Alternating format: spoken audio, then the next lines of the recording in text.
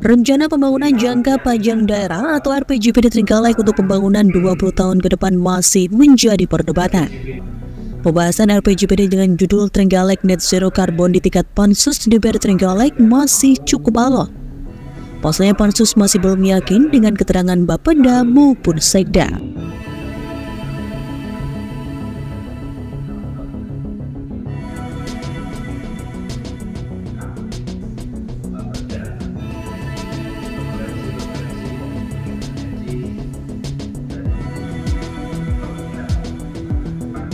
Ketua Pansus RPJPD Trenggalek Mugianto mengatakan RPJPD Trenggalek untuk tahun 2025-2045 mengusung visi dengan judul Kabupaten Trenggalek Net Zero Carbon dengan pendapatan tinggi yang berdaya saing kolektif.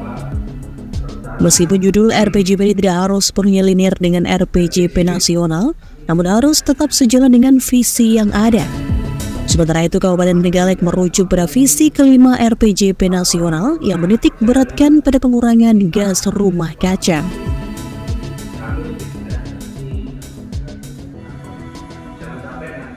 Lebih lanjut, Mugianto menyebut bahwa diskusi panjang juga terjadi antara Pansus dengan Sekda, Bapeda, dan juga tim asistensi mengenai mekanisme penjualan karbon.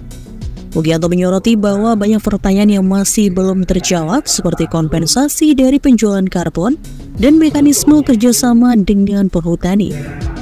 Dalam perdebatan tersebut juga muncul kekhawatiran tentang kesepakatan terkait pemanfaatan lahan milik perhutani yang akan disertifikasi untuk emisi karbon.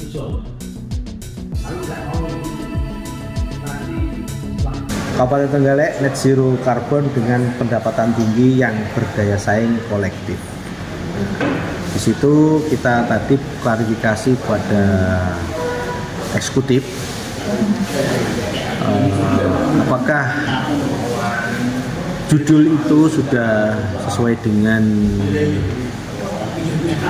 atau inline dengan RPJP nasional dan juga RPJP provinsi.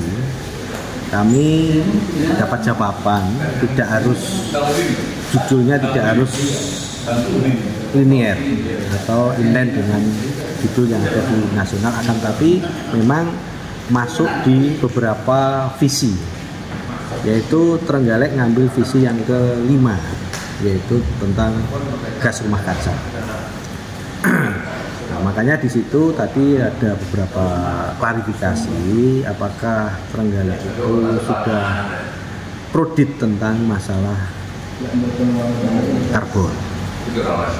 Kami hanya ingin tahu sasaran utama yang harus kita lakukan di Trenggalek itu, yaitu menurut kami itu yaitu tentang pertama PDRB kita, kemiskinan.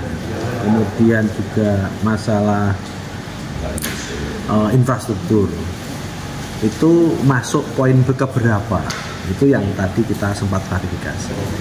Jadi kami itu butuh pertama sesuai dengan RPJP nasional dan provinsi itu, poin pertama itu justru peningkatan ekonomi yaitu PDRB dan juga IPM.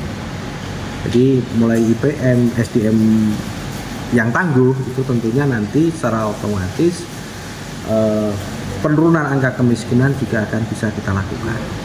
Jadi tatkala masyarakat kita itu SDM-nya itu unggul, itu yakin nanti akan terjadi penurunan angka kemiskinan.